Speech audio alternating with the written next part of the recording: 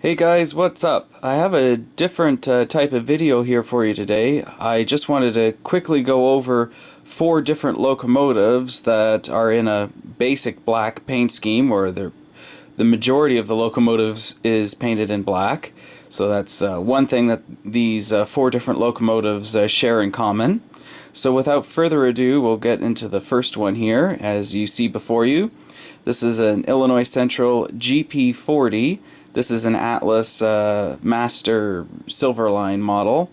This model comes without the dynamic brakes here on the top of the roof of the unit, which is correct for Illinois Central because they were not really a railroad that had very many locomotives that had dynamic brakes. In fact, actually, some of their locomotives, they actually had the dynamic brakes removed because they'd purchased quite a number of their locomotives secondhand. And of course, this one is no exception to that. But this GP40 I just purchased less than a year ago. It's actually a very hard to find model because it's been discontinued for several years. And actually I can turn it around. Ignore my shadow, and there's the front of the unit. Illinois Central painted on the side of the cab and the number painted on the long hood. There's the Death Star logo, or the updated logo, whatever you would like to call it. It's a very well detailed locomotive. There's actually an engineer and conductor figures inside the cab of this locomotive. Now, just to back up a little bit here, the Illinois Central did start off its diesel locomotive fleet in black. They were black with the green diamond logo, and then later on they scrapped the black paint scheme in favor of having various subsequent paint schemes.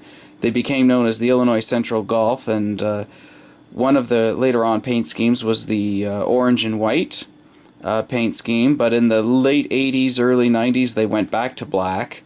Not to use a silly pun, but this was the paint scheme that they brought back or developed with the different logo. Obviously, there's no diamond logo, and the Illinois Central spelt out. And so that covers the first unit. It's a very nice model, by the way. The second one here we got today is a bit bigger. And this is, obviously, it's a Norfolk Southern SD80 Mac. This is actually a Kato model. I actually have two of them in my collection. This is from an older production run.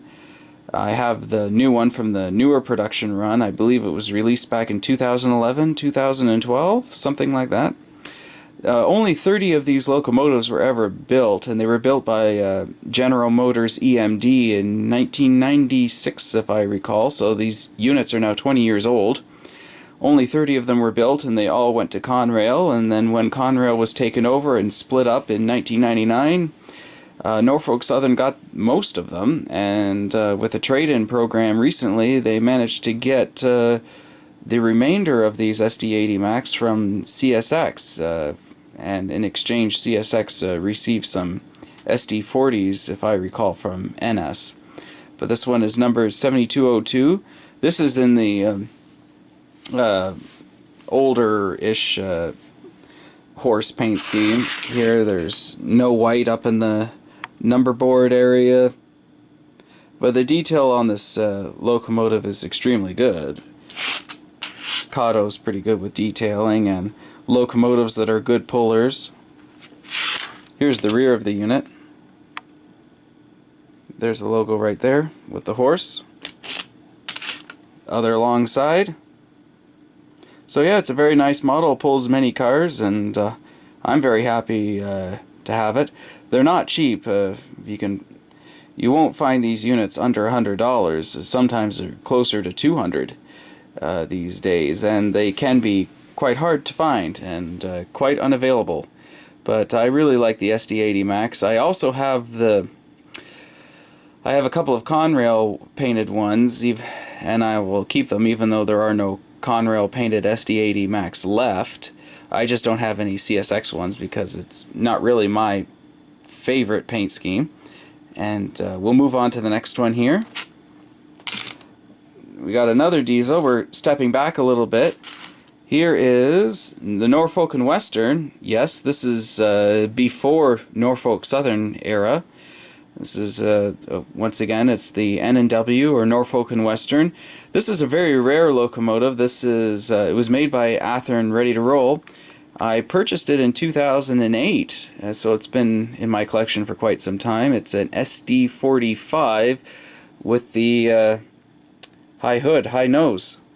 Norfolk and Western did have these, and Athearn made at that time 3 road numbers, and I purchased all 3 at the time. I believe 1 I got online and 2 I got from the store. These are actually pretty heavy locomotives, and they do run very well for Athearn standards. And these, of course, are painted in the basic N&W black paint scheme. I know some of their regular SD40s with the chop nose or the high nose were painted the same way, but you would see these locomotives pulling coal trains or all different kinds of trains on their line, up and in and out of Bluefield, West Virginia, and coming into Cincinnati, Ohio, and on the P-Vine. Oops, got a little bit of dust there. Actually, there's just a little bit here and there. I actually do try to keep them clean. There's the other side of the unit. It's very well detailed for Athearn standards. Better than quite a few of them. Yeah, this just is, there's no MU cables or coupler bars there.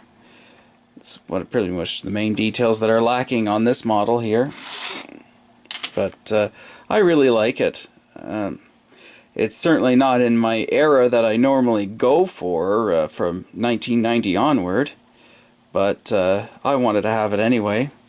It's actually been over 3.5. It's been about almost 3.5 decades since N&W ceases to exist. But we'll put this away and we'll move on to the last model, which is very different. It's a steam locomotive here. And here, yes, I know, it's another German locomotive. This locomotive is made by Marklin, and it's a model of a BR44, but it's numbered 43. And it's a very powerful, very heavy model. It's a 210 steam engine. In German, you're supposed to call it Baureihe or series, or we just call it BR44. And this model is actually painted in DB, in Deutsche Bundesbahn, or German Federal Railways. It has the more modern looking tender, huge boiler on it, and it also has the WIT smoke deflectors on the front. It's pretty heavy. The locomotive is made out of metal, and the tender is actually made out of plastic. And if I turn it around, there's the front. There's lots of detailing on this thing, with the grab irons and around the lamps. It's full number. Quite a lot of detail there. I have to run this on my Marklin C-Track because it's a 3-rail AC locomotive. It won't run on regular 2-rail DC track like the others, so obviously you can't mix and match them, but I wanted to show you all of these, and yeah, so all these locomotives, try to get them in shot there we go. So just wanted to show you 4 different locomotives that I like very, very much, and they're all in black, and they all have different stories to tell and different details, and they look all very different from each other. But anyways, guys, that's all for today, and thanks for watching.